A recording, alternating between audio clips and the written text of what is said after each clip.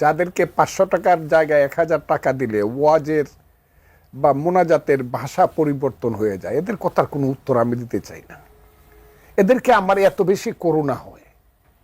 বড় বড় মৌলানা সাহেবরা ইউনুস সুৎখোর, এর চেয়ে মহাপাপী আর কেউ নাই। এখন আসার সময় দেখলাম সেই মৌলানা সাহেবই দোয়া করতেছে, হে আল্লাহ, নবীর পরেই যাকে স্থান দিতে হবে সেই ইউনুসের পক্ষে বলেন সবাই আলহামদুলিল্লাহ। আমরা বেশ কিছুদিন ভারত পন্থা শুনেছি, এখন শুনি পাকিস্তান পন্থার কথা এবং বাংলাদেশ পন্থার কথাও বলা হচ্ছে। হেফাজতে ইসলামের যুগ্ম মহাসচিব মাওলানা আজিজুল হক বলেছেন বাংলাদেশে পাকিস্তান পন্থা বলে কিছু নেই, তিনি এমন মন্তব্য করেছেন। কিন্তু আমরা তো হরহামেশা এই শব্দগুলো শুনতে পাচ্ছি, এই শব্দগুলো আসলে কি?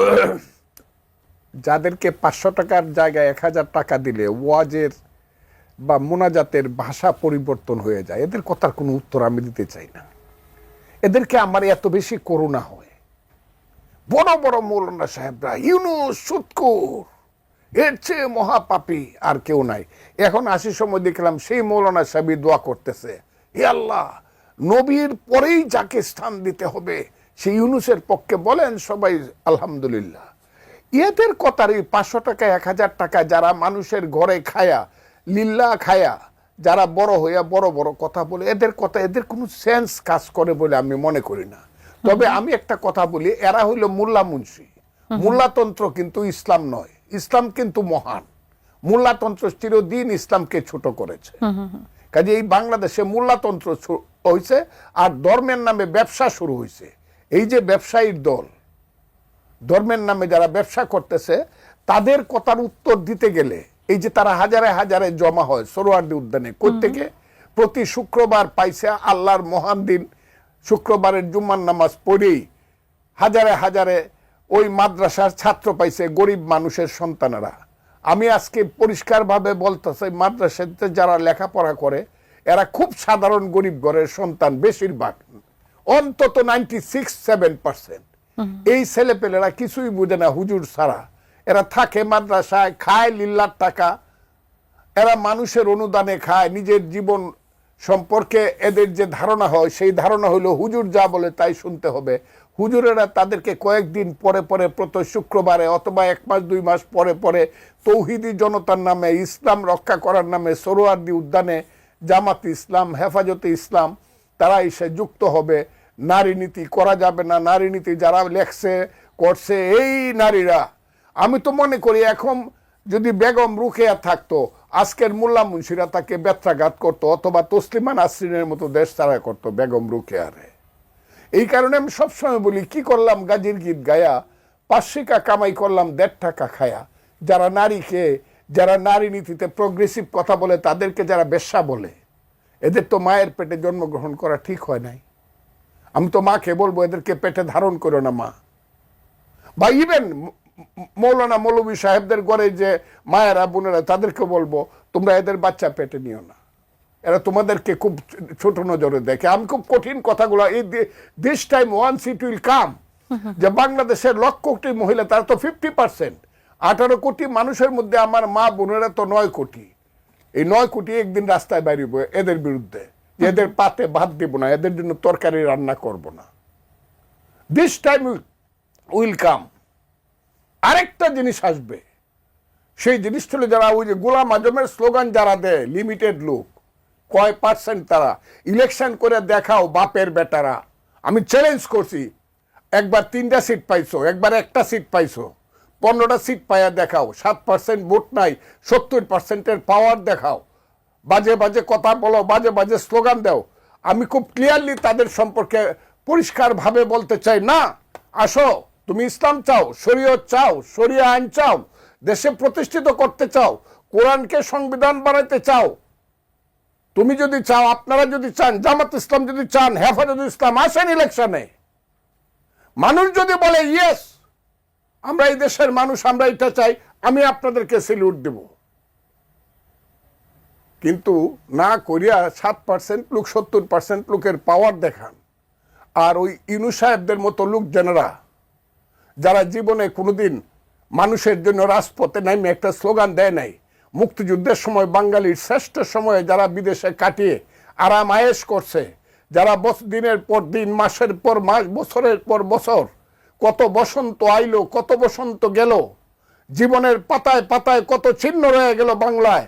একদিন যারা শহীদ মিনারে যায় নাই, একদিন যারা স্মৃতিসৌধে যায় নাই, একদিন যারা শহীদদের প্রতি শ্রদ্ধা নিবেদন করে নাই, তারা বাংলার পাওয়ার পায়া এইসব লোকজনের মাধ্যমে এই বাংলাদেশকে আজকে নতুনভাবে পাকিস্তান বানাতে, না পাকিস্তানও তারা বানাতে, তারা এই দেশটাকে জঙ্গিদের একটা রাষ্ট্র করতে চায়, লাইক আফগানিস্তান। যে আফগানিস্তানে আল কায়দা আসার আগে 50% বিচারক ছিল মহিলা, 62% শিক্ষক ছিল মহিলা, আজকে একজনও নাই। ক্লাস 5 পরে যদি উচ্চ শিক্ষা নিতে যায় আফগানিস্তানের কোনো মেয়ে, সে লুকায়া তাকে পাকিস্তানে আসতে হয়। তারা দেশটাকে এই করতে চায়, কি না করতেছে তারা, এই দেশটাকে কি ধরনের স্লোগান তারা দিচ্ছে, এই দেশটাকে অন্ধকারে নেওয়ার জন্য, মধ্যযুগে বর্বরতার দিকে নিয়ে যাওয়ার জন্য, যারা মুক্তিযুদ্ধকে অস্বীকার করতে চায়, প্রগতিকে অস্বীকার করতে চায়, যারা দুনিয়াদারিকে ফির দুনিয়া ওয়াফিল আখেরাত, যারা গণতন্ত্রকে অস্বীকার করতে চায়, প্রত্যেক দিন যারা ওয়াজ পড়ে পড়ে হে আল্লাহ এই দেশে যাতে আর কোনোদিন নির্বাচন না হয়, আজীবন জাতি 59 সপ্তাহে মিললে যারা দোয়া করে, যারা মুনাজাত করে, তাদের হাতে দেশটাকে দিয়ে দিতে হবে। এই দেশে আর মানুষ নাই, এই দেশে সব মানুষ শুধু মোল্লা মুন্সি হবে। এই দেশে প্রাইমারি স্কুলে একটা ছেলে পড়বে না সরয় সরয় রস্যই দীর্ঘই, এই দেশে একটা ছেলে পড়বে না পাখি সব করের রাতি পোহালো, কারণ এই কুসুম কলি সকলি ফুটিল রাখাল গরুর পাল লয়ে যায় মাঠে। এই দেশে কোনো ছাত্র হবে না, যে ছাত্র বলবে বলো বীর, বলো উন্নত মম শির, শির নেহারি আমারই নত শির শিকর হিমাদ্রির। এই দেশে কোনো বিজ্ঞান পড়বে না একটা ছেলে, যে বলবে a plus b whole square is equal to a square plus 2ab plus b square. এখানে সাহিত্যিক, সাংবাদিক, বুদ্ধিজীবী হবে না, আধুনিক বুদ্ধিজীবী, এখানে বিজ্ঞানী হবে না, এখানে রিসার্চ হবে না। ঢাকা বিশ্ববিদ্যালয়ে এটাকে একটা সিনিয়র মাদ্রাসা বানাইছে এখন। এই আজকে দেখলাম ছেলেরা স্লোগান দিচ্ছে, জামাতের যে ভাইস চ্যান্সেলর সে জামাত, ওই রাজশাহীর ভাইস চ্যান্সেলর জামাত, সব শেষ করে দিচ্ছে।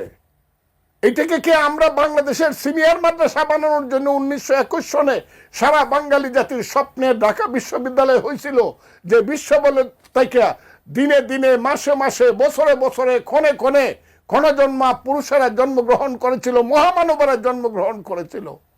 সেই মহামানবদের মধ্যে আজকে এই বাংলায় এমন একটা অবস্থা হয়েছে, তারা সব যেন মরে বেঁচে গেছে, যারা বেঁচে আছে তারা মরে গেছে।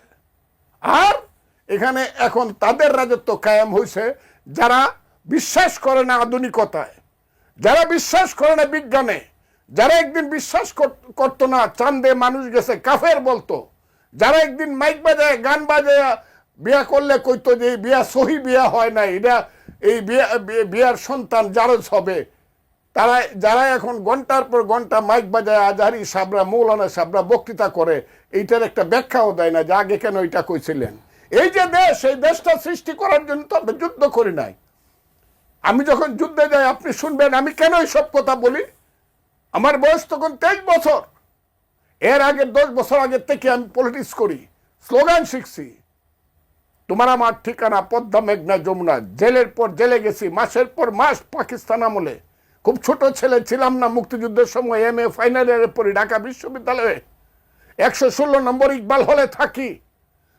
এই সিরাজুল আলম খান, এই যে হারামজাদা আওয়ামী লীগাররা ক্ষমতায় থাকতে, শেখ হাসিনা, যাদের মধ্যে কোনো ধরনের কৃতজ্ঞতা বোধ ছিল না, সিরাজুল আলম খান মরার পরে একটা শোক প্রস্তাব পর্যন্ত নেয় নাই।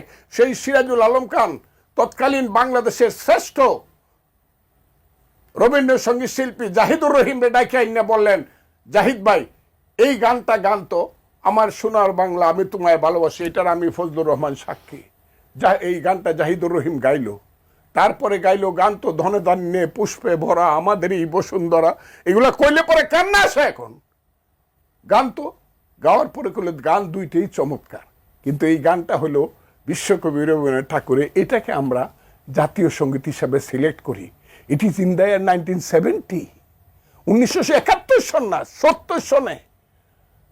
ওই যে এই শিবনারায়ণ ছাত্রলীগের কর্মী, কুমিল্লা নেতা শিবনারায়ণ দাস, শিবনারায়ণ তুই কি পতাকাটা আঁকতে পারবি রে?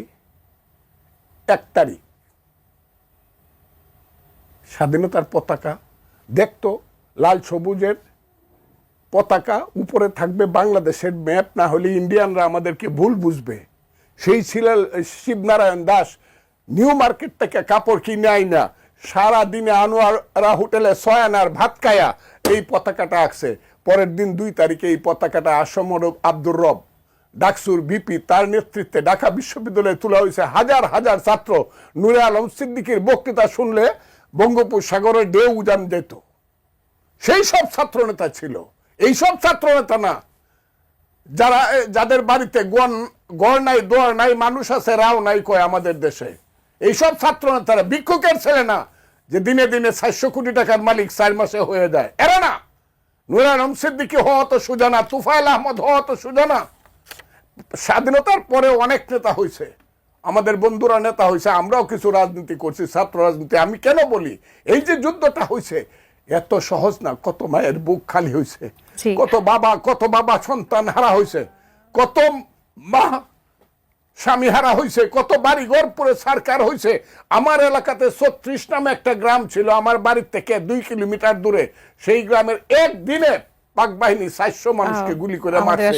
সেই স্বাধীনতার ব্যাপারে এখন যখন প্রশ্ন উঠে, ইচ্ছা করে ইউনূস সাহেবকে বলতে, আরে ইউনূস সাহেব আপনি স্বাধীনতার কি জানেন, আপনি কেন এদের ধরেন না?